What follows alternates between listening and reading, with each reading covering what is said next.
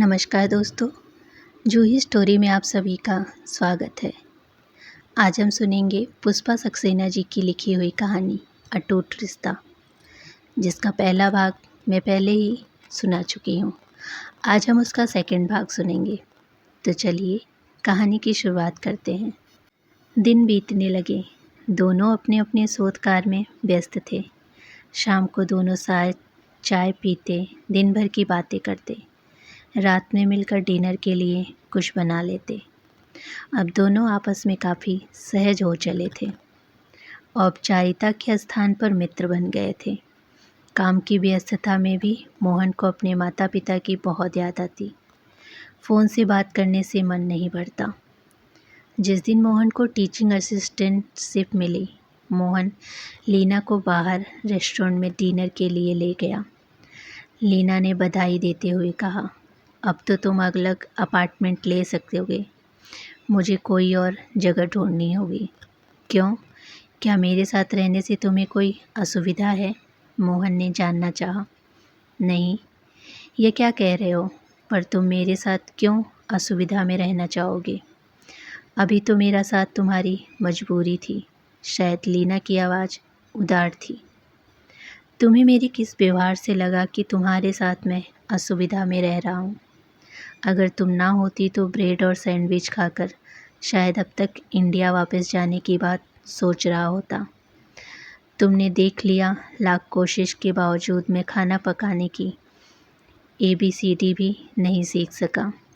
अब नए अपार्टमेंट में हम दोनों जल्दी शिफ्ट कर लेंगे, मोहन ने खुशी और विश्वास से कहा। धन्यवाद, पर जब तक मुझे आर्थिक सहायता नहीं मिलती, 2 बेडरूम वाले अपार्टमेंट का आधा किराया कैसे शेयर कर सकती हूँ? लीना ने चिंता जताई। यह तो तय है, तुम्हारी कुकिंग में मैं अधिक मदद नहीं कर सकता। अगर तुम्हारी कुकिंग की वजह से मुझे रोज़ होटल में खाने का बिल ना चुकाना पड़े, तो तुम्हारे आधे हिस्से का किराया तो अपने आप ही वसूल जाएगा, मोहन ने परिहास किया। वैसे मुझे भी विश्वास है, जल्दी ही मुझे भी फाइनेंशियल एड मिलने वाली है, तब अपने हिस्से का किराया शेयर कर लूँगी, आत्मविश्वास से लीना ने कहा। इतने दिनों से हम साथ रह रहे हैं, पर बराबरी की हिस्सेदारी तुम नहीं भूली हो। मैं भारतीय हूँ, किसी के साथ स्नेह हो तो उसमें हिस्सेदारी का स्थान नहीं होता। मित्रता के समक्ष पैसे का कोई मोल नहीं होता। अचानक अनहोनी हो गई। भारत से अमेरिका पढ़ने आए उसके पिता के मित्र ने बेटे राकेश ने मोहन और लीना को साथ रहते देखा। जो अनुमान लगाया वो नमक मिर्ची लगाकर रामशरण जी को लिख भेजा। मोहन के घर में तूफान आ गया। पंडित रामशरण पर वज्रपात हो गया। सिर धुनते उस दिन को कोस रहे थे जब वे बेटे की बात मानकर उसे 7 समंदर पार भेजा था। उनके तो जीवन भर का पुण्य कुल कलंकी बेटे ने मिट्टी में मिला दिया। अब मोहन उनका बेटा नहीं रहा, बल्कि उस अपवित्र और पापी से उनका कोई संबंध नहीं रह सकता। फ़ोन उठाकर मोहन को जी भर के कोसा, साथ ही चेतावनी भी दी थी, आज से तू हमारे लिए मर गया। मेरी वर्षों की साधना तपस्या भंग कर दी। खबरदार, जो तू कभी भूल कर भी इस घर में कदम रखा, तो जैसे बेटे से निपुता रह जाना भला है। मेरी कसम है, जो कभी स्वयं या उस कुलक्षणी के साथ यहाँ आने की कोशिश भी की, तो समझ ले फांसी लगाकर जान दे दूँगा। पिता के विष भरे कुवचन सुन मोहन स्तंभ रह गया। कुछ समझाने का हर प्रयास व्यर्थ था। पिता के शब्दों की सच्चाई से वह परिचित था। अगर वह जबरन गया तो वह अपनी जान दे देंगे। उसके पिता उसकी बात सुनने को तैयार नहीं थे। मोहन का दुख उसके चेहरे पर लिखा हुआ था। अब मोहन के पास घर में फ़ोन करने का भी साधन नहीं था। फ़ोन करने पर उनका फ़ोन काट दिया जाता। अब केवल कुछ एक मित्रों और संबंधियों के द्वारा ही माता पिता की कुशलता जान पाता। सब जानकर लीना अपने को अपराधी मान रही थी। उसके अपार्टमेंट छोड़कर जाने की बात ने मोहन को चैतन्य किया था। नहीं, इसमें लीना की कोई गलती नहीं थी। यह तो उस समय दोनों की व्यवस्था थी। नहीं, तुम्हें अपने को अपराधी मानने की कोई आवश्यकता नहीं है। यह मेरा निर्णय था। हमने कोई पाप नहीं किया है। हम जल्दी ही नए अपार्टमेंट पे जा रहे हैं। अंतिम प्रयास के रूप में मोहन ने पिता के नाम अपनी स्थिति स्पष्ट करते हुए क्षमा मांगी थी। पिता को विश्वास दिलाया था उसने कोई पाप नहीं किया है, यह उसकी व्यवस्था थी। लीना एक अच्छी और भारतीय संस्कृति तथा हिंदी भाषा की शोधार्थी है। क्षमा मांगते हुए उसने पिता से घर वापसी की प्रार्थना की थी। उत्तर में उनके पत्र की फटी हुई चिंदियाँ मिली थी। उसके बाद भी मोहन की क्षमा की विनती पर रामशरण पर कोई प्रभाव नहीं पड़ा। माँ से बात करने का प्रयास भी सफल नहीं हो सका। अंततः मोहन ने अपना शोध कार्य पूरा करने का निर्णय किया था। इस निर्णय में नीला ने उसे साहस देकर सहायता की थी। समय बीतने लगा। अचानक एक दिन लीना सीढ़ियों से गिर गई। उसके माथे से रक्त की धार बह निकली। मोहन घबरा गया। अगर लीना को कुछ हो गया तो वह अकेला कैसे रह सकेगा। उस दिन पहली बार मोहन को समझ सका लीना अब उसके मित्र से कुछ अधिक अपनी हो गई है। क्या लीना के मन में भी उसके लिए ऐसी ही भावनाएं हैं? यह जानना आवश्यक था। उस पर वह किसी तरह का दबाव नहीं डालेगा। पर मोहन अपने मन का सत्य पहचान चुका था। उसे लीना से प्यार हो गया था। हॉस्पिटल से घर वापस आई लीना और अपने विषय में मोहन निर्णय ले चुका था। लीना से स्पष्ट शब्दों में कहा था, लीना, तुम मेरी जीवन की अभिन्न अंग बन चुकी हो। यदि तुम मुझे स्वीकार करने योग्य समझो तो मैं तुम्हें अपनी जीवन संगिनी बनाना चाहता हूँ। पर यह केवल तुम्हारी स्वीकृति पर ही निर्भर है। तुम्हारी अस्वीकृति से हमारे संबंधों में कोई अंतर नहीं आएगा। हम पूर्वतः मित्र ही रहेंगे। तुम किसी भी लड़की का स्वप्न पुरुष हो सकते हो मोहन। तुम्हें पाना मेरा सौभाग्य होगा। मेरा स्वप्न सत्य हो गया। कुछ देर मौन के बाद लीना ने उत्तर दिया था। मुख पर लाज की लालिमा थी। मोहन ने झुककर लीना के माथे पर चुंबन अंकित कर अपने प्यार की मोहर लगा दी। एक सप्ताह के बाद मंदिर में कुछ साथियों की उपस्थिति में मोहन और लीना विवाह बंधन में बंध गए। मोहन ने फिर कोशिश की थी। लीना के साथ अपने विवाह की फ़ोटो अपने माता पिता को भेजकर लिखा था, उन्होंने मंदिर में पूर्ण भारतीय वैदिक विधि से विवाह किया है। अब भावी जीवन के लिए माता पिता के आशीर्वाद की प्रार्थना है। क्या वे उनका आशीर्वाद लेने भारत के घर आ सकते हैं? नवविवाहित दंपत्ति के चेहरे पर कालिक लगी फ़ोटो के साथ उनका जो उत्तर आया था, समझने को कुछ भी शेष नहीं था। उनसे क्षमा की प्रार्थना व्यर्थ कल्पना थी। अब उस प्रसंग को भुलाना ही था। नए जीवन में खुशियों के फूल खिल गए थे।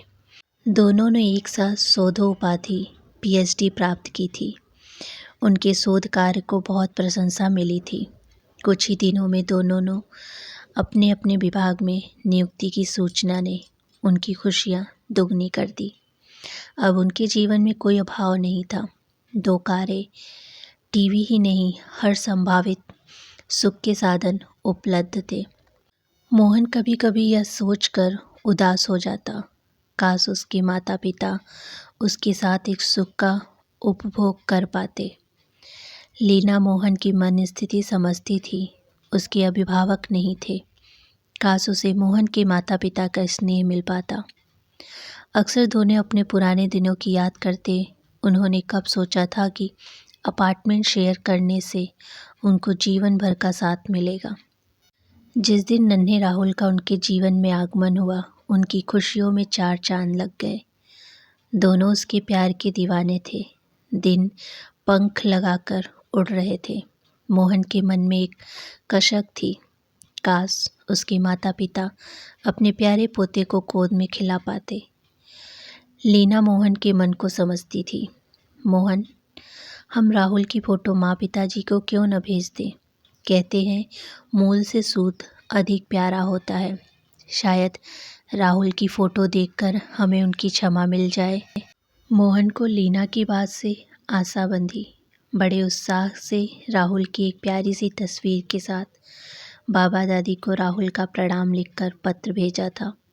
अब उत्तर की प्रतीक्षा थी। शायद उनकी आशा सत्य हो जाए। पोते का प्यार उन्हें क्षमादान दिला दे। उनकी आशा निसफल ही रही।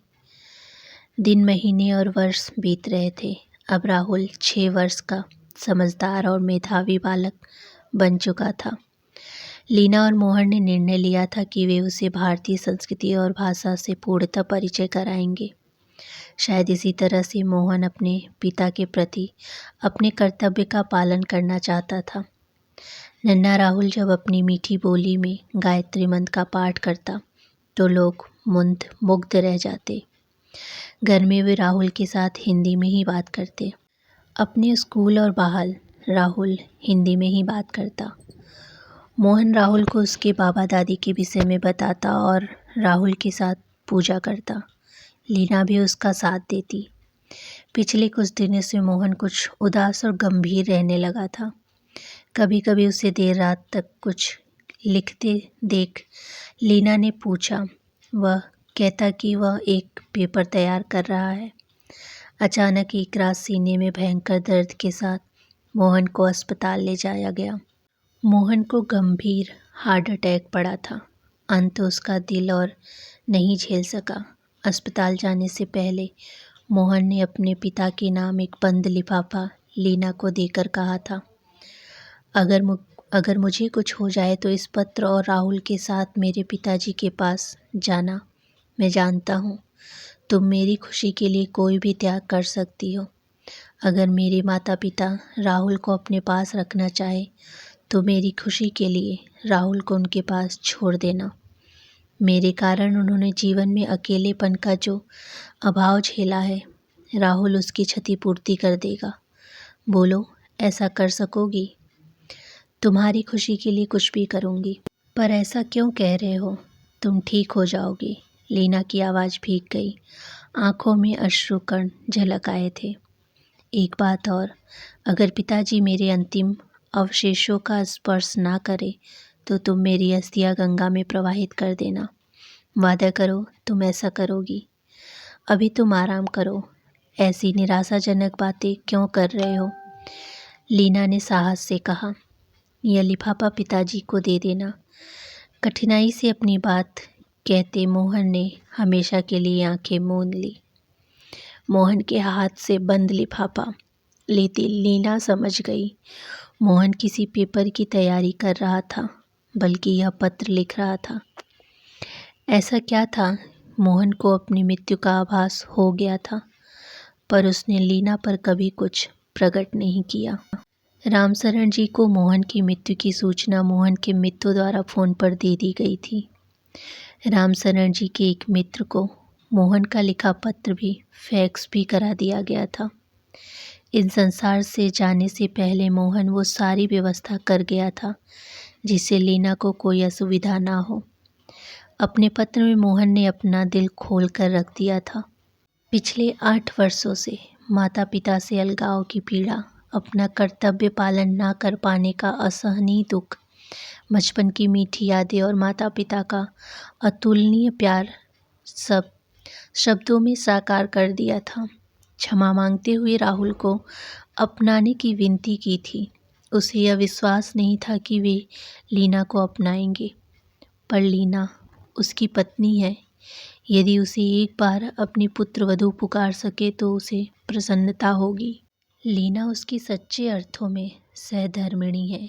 उसे विश्वास है अपने दिवंगत पुत्र की अंतिम इच्छा अवश्य पूरी करेंगे। 2 सप्ताह बाद राहुल का हाथ पकड़े लीना मोहन के घर के द्वार पर खड़ी थी। राहुल कौतुक से चारों तरफ देख रहा था। दरवाज़ा खोलते रामशरण को देख लीना ने राहुल से कहा, ये तुम्हारे बाबा हैं। राहुल और उनके पीछे दादी है। माँ की बात सुनते ही राहुल ने झुककर रामशरण जी और सावित्री जी के पांव छू लिए। बाबा और दादी दोनों की आंखों से आंसुओं की धार बह निकली। रामशरण ने पोते को गोद में उठा सीने से चिपका लिया। सावित्री प्यार से उसके बाल सहला रही थी। देखो सावित्री, आज यह नन्हा राहुल हमारे मोहन के रूप में वापस आ गया। लीना बहू, चलो घर के अंदर आओ। लीना को बाहर खड़ी देख रामशरण जी ने कहा, क्षमा कीजिएगा पिताजी, इस घर में प्रवेश के लिए मेरे पति जीवन भर तड़पते रहे, पर उन्हें क्षमा नहीं मिल सकी। जिस घर में मेरे पति का आना निषिद्ध था, उस घर में प्रवेश के लिए मेरे कदम नहीं बढ़ सकते। दृढ़ता से अपनी बात कहते हुए लीना की आंखें भर आई। जो बीत गई उसे भुला देने में ही समझदारी है। मोहन बेटे ने पूरी सच्चाई पत्र में लिखकर भेजी है। हमें बहुत दुख है, हमसे बारी फूल हो गई। अब पंडित जी को बुलाकर हम सबको मिलकर मोहन की आत्मा की शांति के लिए पूजा करनी है। रामशरण जी ने अश्रुपूर्ण आंखों से दुखी स्वर में कहा, अभी मुझे मोहन की इच्छा अनुसार उनके अवशेष संगम में विसर्जित करने जाना है। यदि अवशेष विसर्जन में आपके वरद हस्त का स्पर्श रहेगा तो मोहन की आत्मा को शांति मिलेगी। यदि आप और माँ भी साथ चलेंगे तो हम वही पूजा भी संपन्न कर लेंगे, शांति से लीना ने कहा। मोहन की अस्थियां संगम में विसर्जित करते हुए रामशरण और सावित्री रो पड़े। रामशरण जी की गोद में बैठा राहुल उन्हें विस्मय देख रहा था। पंडित जी के मंत्रों के साथ लीना को भी मंत्र बोलते देख मोहन के माता पिता विस्मित थे। मोहन सत्य कहता था, लीना तो सच में भारतीय संस्कृति की पोशिका थी। काश यह सत्य वे पहले ही मान लेते। पूजा समाप्त होने के बाद लीना संगम के पानी में उतरकर स्नान करके भीगे वस्त्रों ही नाव में आ गई। वह जानती थी उस अंतिम कार्य के बाद शुद्धता के लिए गंगा जल में स्नान करना आवश्यक है। भीगे वस्त्रों में तुम अस्वस्थ हो जाओगी बहू, घर चलकर स्नान कर लेती, सावित्री ने स्नेह से कहा। संध्या 4 बजे मेरी अमेरिका के लिए फ़्लाइट है, मुझे एयरपोर्ट पर जाना है। यह क्या कह रही हो, क्या तुम हमारे साथ नहीं रहोगी? सावित्री चौंक गई। क्या तुम राहुल को भी ले जाओगी? हमें इतना कठोर दंड मत दो बहू। रामशरण जी ने राहुल को अपने से चिपकाकर अश्रु विललित स्वर में कहा, राहुल आपकी अमानत है। मोहन की अंतिम इच्छा थी कि राहुल आप दोनों के संरक्षण में बड़ा हो, उसके पिताजी उसे अपने संस्कार दें। हम दोनों ने यह प्रयास किया था, पर अब राहुल आपका दायित्व है। शायद मैं अकेली राहुल को आपकी तरह से संस्कारित ना कर सकूं। स्वर में कुछ उदासी झलक आई थी। राहुल के बिना तुम अकेली कैसे रह सकोगी बहू? तुम नहीं जानती अपने बेटे के बिना जीवन मृत्यु से भी बदतर होता है। हमें माफ़ कर दो और यहीं हमारे साथ रहो, सावित्री ने रूधे कंठ से कहा। वैसे ही रहूंगी जैसे गत 8 वर्षों से मोहन के बिना आप दोनों ने समय बिताया है। वैसे भी मैं अकेली क्यों रहूंगी? मोहन तो सदैव मेरे साथ रहेंगे। आप तो ज्ञानी हैं पिताजी, आत्मा तो अमर है, मोहन कहीं नहीं गए हैं। मुझे विश्वास है मोहन मेरे इस निर्णय से प्रसन्न होंगे। नैन छिदंती शस्त्राणि नैन दहती पावक, न चैनम क्लेदया तापो, नैनम सोस याति। एयरपोर्ट के लिए घर के बाहर टैक्सी में बैठने से पहले राहुल को प्यार से चूम लिया था लीना ने। तुम्हारे पापा चाहते थे तुम अपने बाबा की तरह से ज्ञानी बनो, बाबा दादी की बात मानना। राहुल को विस्मित छोड़ रामशरण जी से विनती स्वर में कहा, पिताजी आपसे एक विनती है, राहुल को अंधविश्वास और रूढ़िवादी से दूर रखिएगा। भारतीय संस्कृति सभी जाति और धर्मों को सम्मान देने को कहती है। मनुष्य के बीच इस आधार पर भेदभाव करना उचित नहीं होता। राहुल को एक अच्छा और सब धर्मों का सम्मान करने वाला इंसान बनाइएगा, यही मेरी विनती है। लीना का कंठ भर आया। तुम्हारी बात समझ गया हूँ, अब मेरी आंखें खुल गई है। तुम जैसी पुत्रवधू की अवज्ञा मेरा अक्षम्य अपराध था। काश मोहन की बातें मान लेता मैं तुम्हारा और मोहन का अपराधी हूँ। मेरी भगवान से यही प्रार्थना रहेगी कि तुम हमें क्षमा कर दो और हम साथ रह सके। रामचरण की आंखें अश्रुपूर्ण थी। बड़े लोग क्षमा नहीं मांगते बल्कि अपना आशीर्वाद देते हैं। झुककर रामचरण जी और सावित्री के चरण स्पर्श कर राहुल की पुकार को अनसुना कर लीना तेजी से जाकर टैक्सी में बैठ गई। राहुल के साथ उसके बाबा दादी दूर जाती टैक्सी को स्तंभ देखते रह गए। तो दोस्तों, ये थी पुष्पा सक्सेना जी की कहानी अटूट रिश्ता। उम्मीद करती हूँ कि मेरे द्वारा बोली हुई कहानी आप सभी को पसंद आई हो। कहानी पसंद आई हो तो वीडियो को लाइक, शेयर और चैनल को सब्सक्राइब ज़रूर कीजिएगा। धन्यवाद।